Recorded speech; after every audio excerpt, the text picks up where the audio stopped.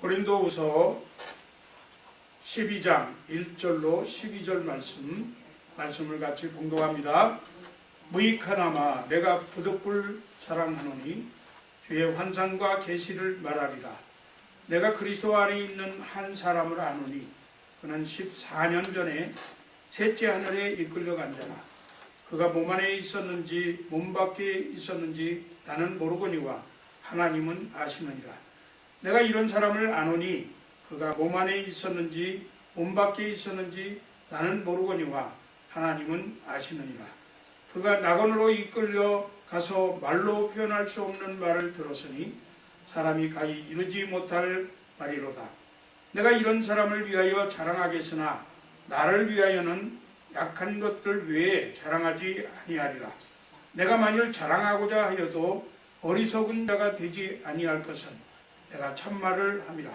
그러나 누가 나를 보는 바와 내게 듣는 바에 지나치게 생각할까 두려워하여 그만두노라.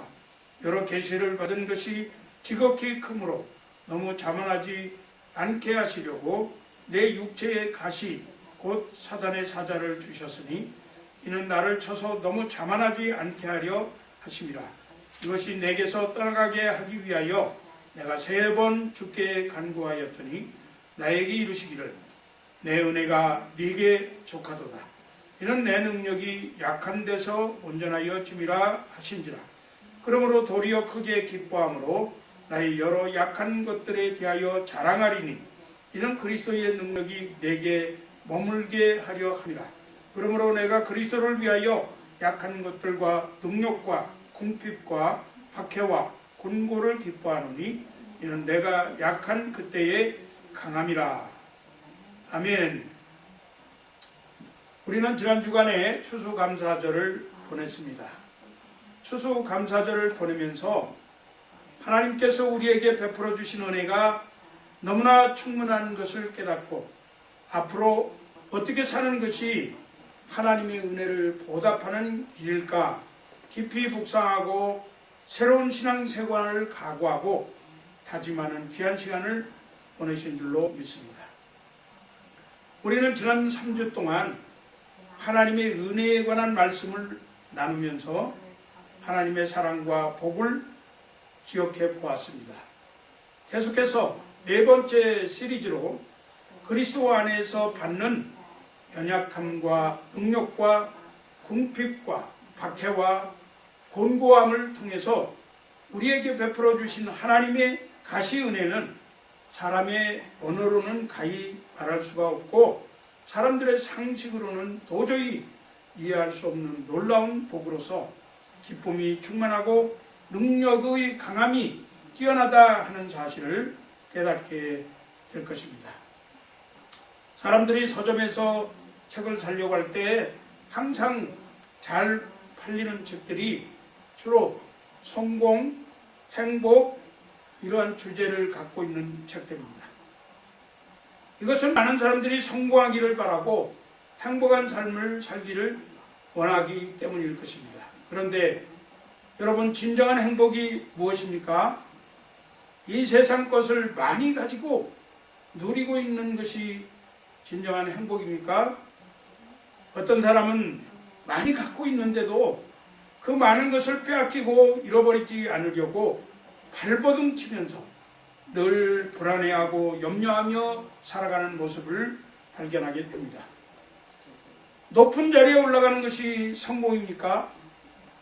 그 사람들 가운데에는 항상 무언가 쫓기는 듯 정신없이 살아가고 마음이 전전긍긍하며 성공을 잃지 않으려고 많은 염려와 근심이 있는 것을 알 수가 있어요.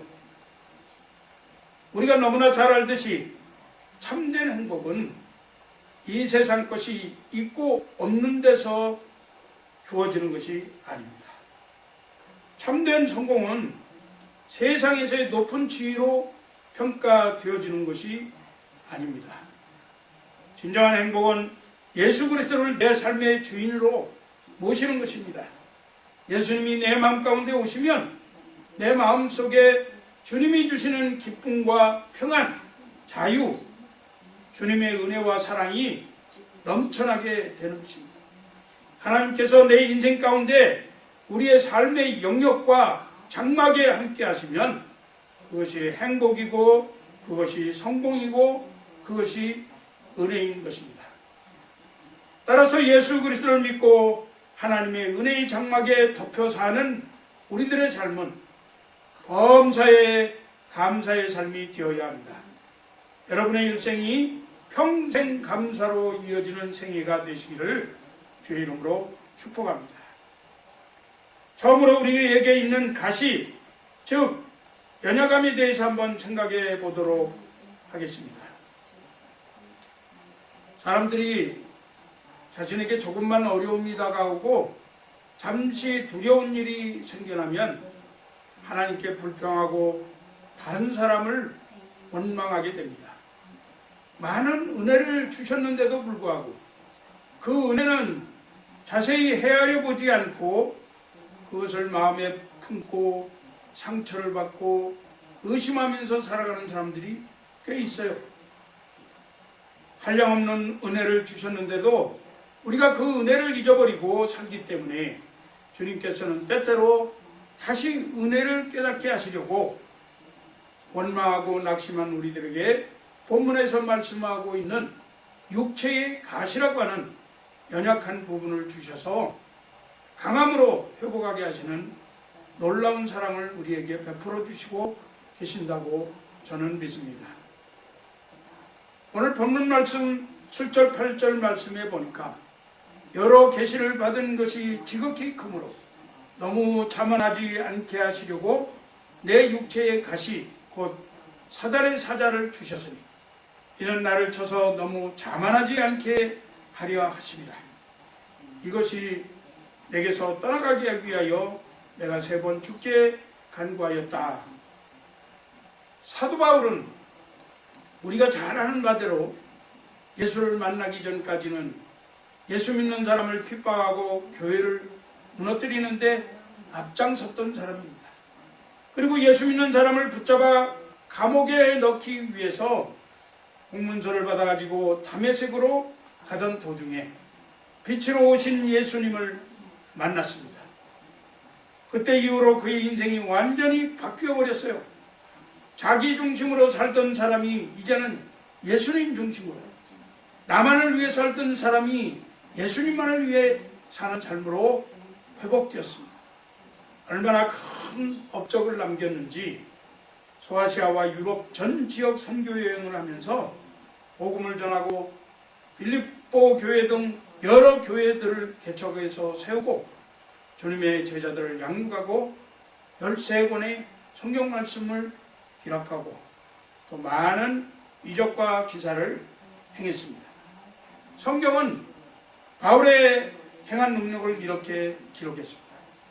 사도행전 19장 12절 말씀에 보니까 심지어 사람들이 바울의 몸에서 손수건이나 앞치마를 가져다가 병든 사람에게 얹으면 그 병이 떠나고 앞귀도 나가니라. 오늘 본문에서 환상 가운데 낙원에 가본 놀라운 경험을 조심스럽게 바울이 이야기하고 있습니다. 본문 3절 4절 말씀에 보니까 내가 이런 사람을 아노니 그가 몸 안에 있었는지 몸 밖에 있었는지 나는 모르거니와 하나님은 아시느니라. 그가 낙원으로 이끌려가서 말로 표현할 수 없는 말을 들었으니 사람이 가히 이르지 못할 말이로다. 바울이 3번째 하늘에 올려갔다 그랬습니다.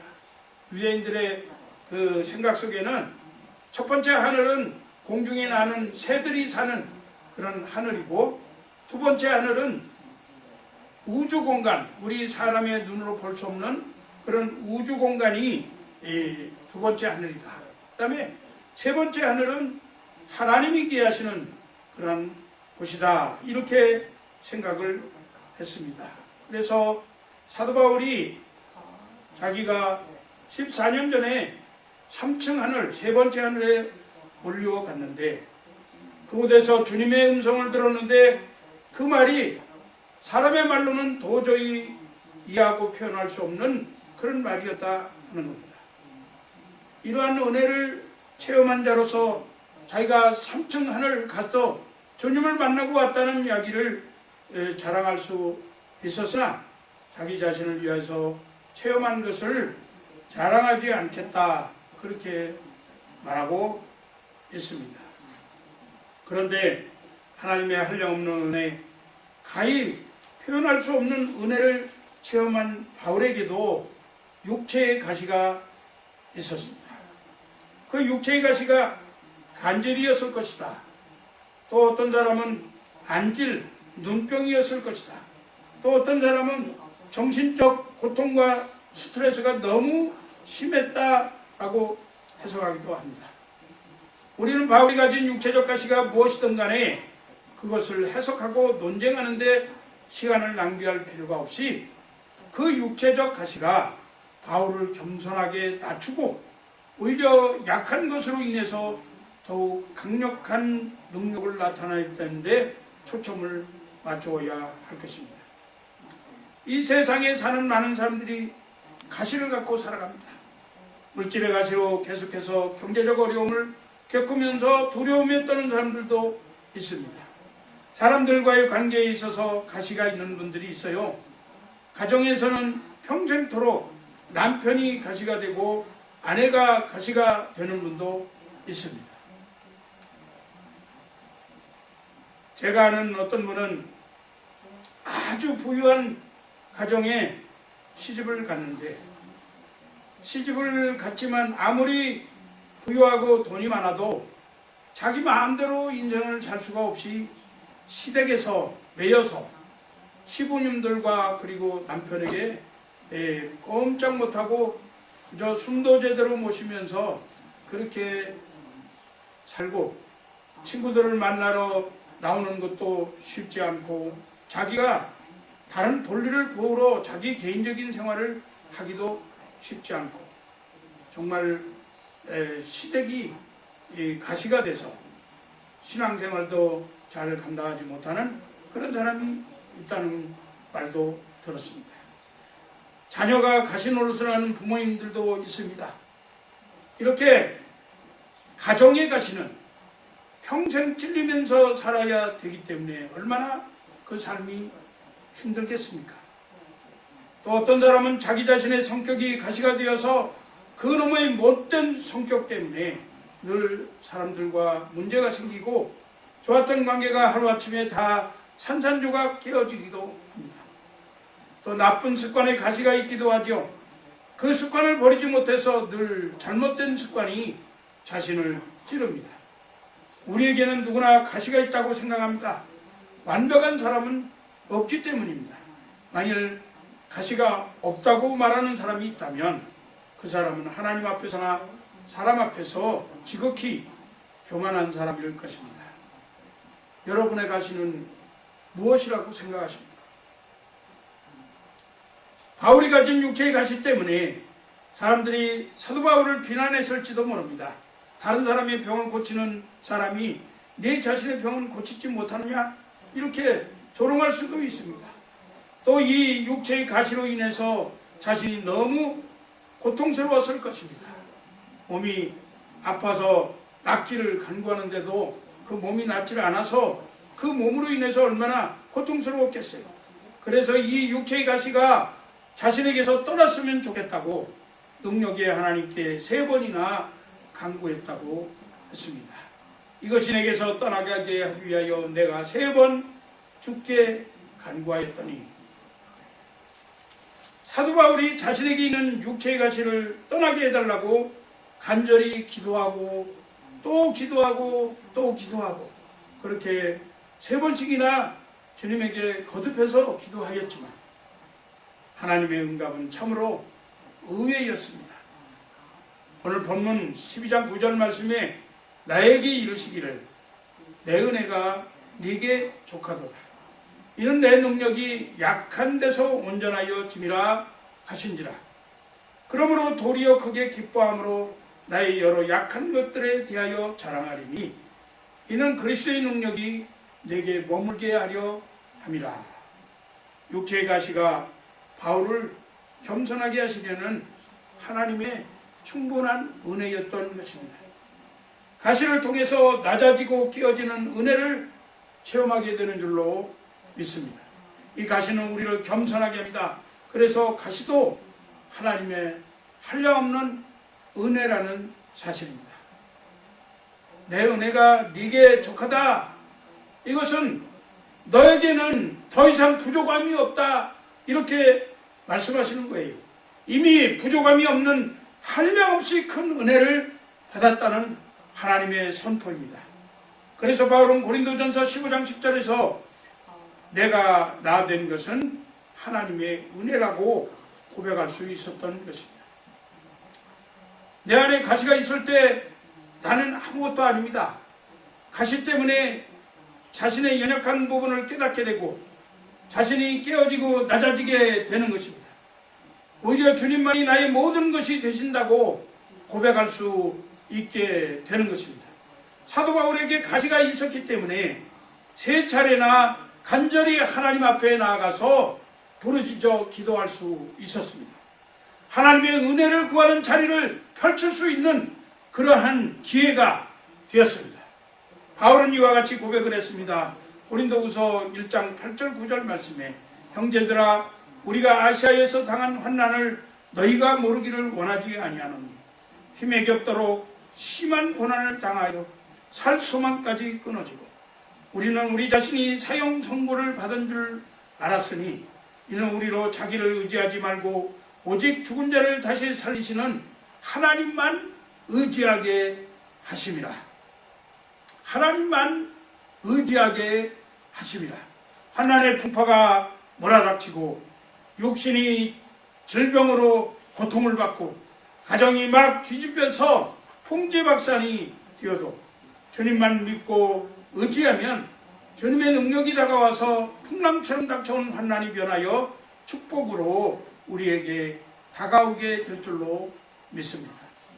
우리에게 인생에 어려운 가시가 있을 때 우리가 피하고 의지할 피난처는 하나님의 강한 능력뿐인 줄 확신하는 성도들이 되시기를 바랍니다.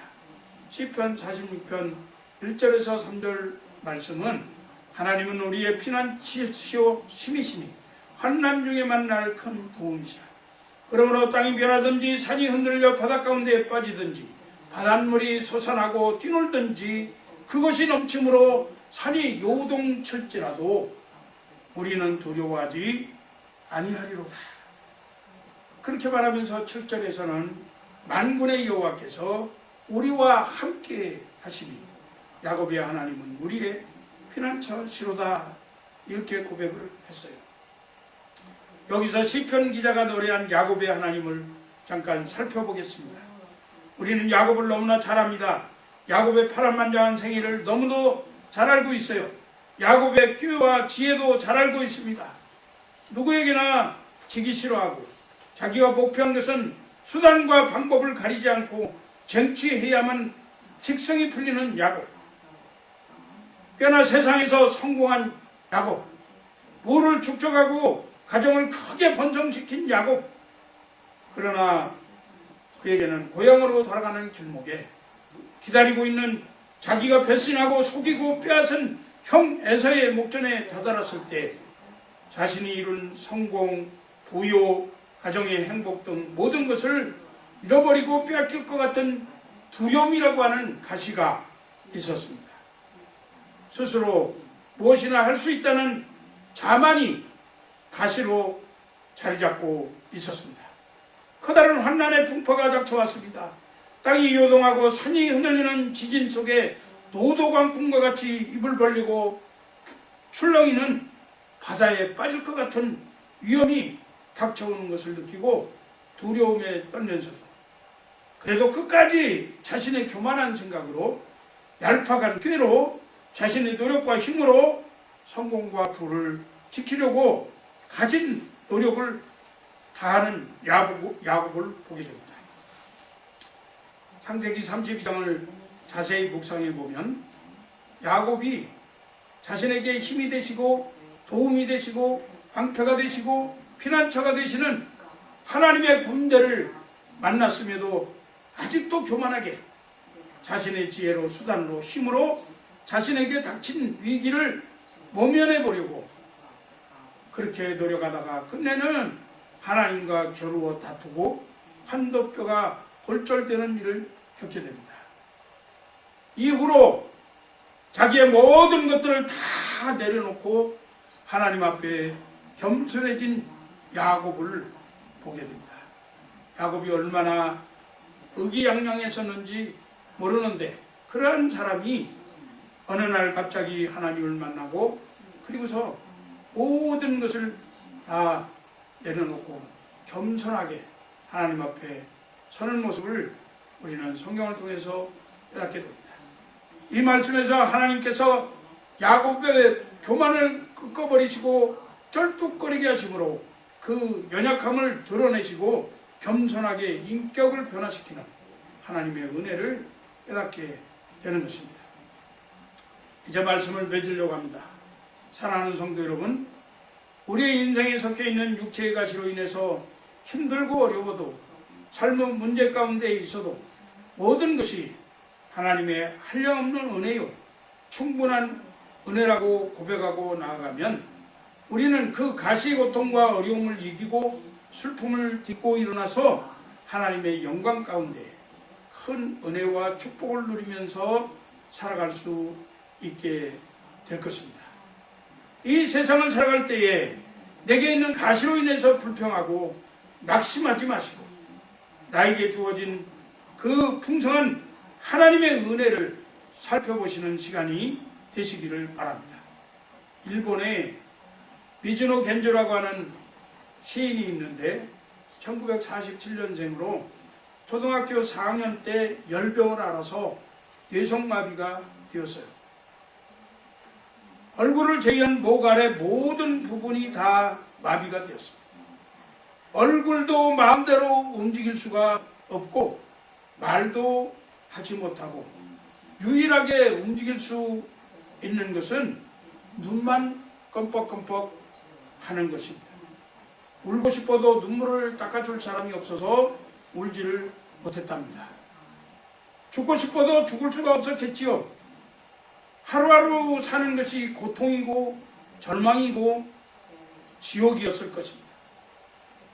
그런데 어느 목사님이 미즈노 겐지를 보고서 그 어머니에게 성경책을 갖다 주었습니다.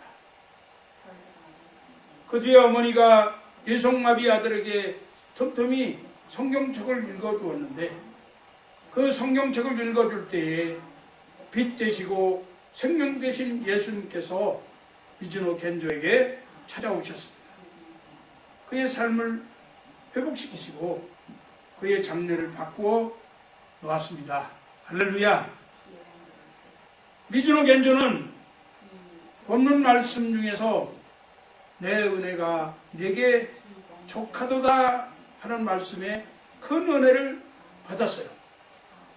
자신이 온몸을 움직이지 못하는 불구가 되었어도 나 같은 죄인을 구원해 주셨으니 얼마나 하나님의 은혜에 감사한지요.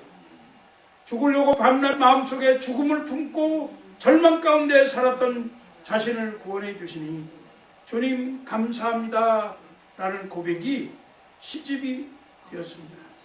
미즈노 겐조가 유일하게 움직일 수 있었던 것이 눈을 껌뻑껌뻑 하는 것이었는데 어머니가 일본말 히라카나 50자를 놓고 하나하나 손으로 짚어주면 그것이 맞으면 눈을 껌뻑껌뻑 하면서 그 글자를 모아가지고 시집을 쓴 것이 4권이나 출판되어 나왔습니다. 그는 괴롭지 않았더라면 하는 제목의 시에서 이렇게 고백합니다. 만일 내가 괴롭지 않았더라면 하나님의 사랑을 받아들이지 못하였을 것을, 만일 모든 형제 자매들 괴롭지 않았더라면 하나님의 사랑 전해지지 않았을 것을, 만일 우리 주님이 괴롭지 않았더라면 하나님의 사랑은 나타나지 않았을 것을, 눈밖에 깜빡거리지 못하는 겐조가 이렇게 감사를 하는 거예요. 여러분 가운데 눈만 깜빡이는 분 없잖아요. 온몸이 다 움직이잖아요.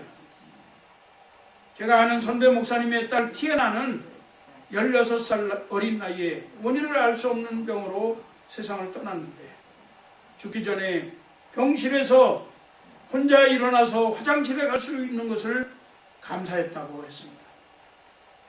그러면 우리가, 온전한 우리가 얼마나 넘치는 감사를 드려야 하겠습니까? 오늘 이렇게 건강한 몸으로 예배 드릴 수 있도록 한 것이 얼마나 큰 은혜인지 모릅니다. 우리가 비록 이 땅에 사는 동안에 육체의 가시로 인해서 고통을 당하고 때로는 여러 가지 부족한 것 때문에 마음이 상하기도 하고 근심이 되기도 하고 두려움에 떨기도 하지만 하나님이 우리에게 베풀어 주신 은혜는 내게 족하다고 하는 믿음을 가지고 하나님께 감사하는 성도들이 되시기를 바랍니다.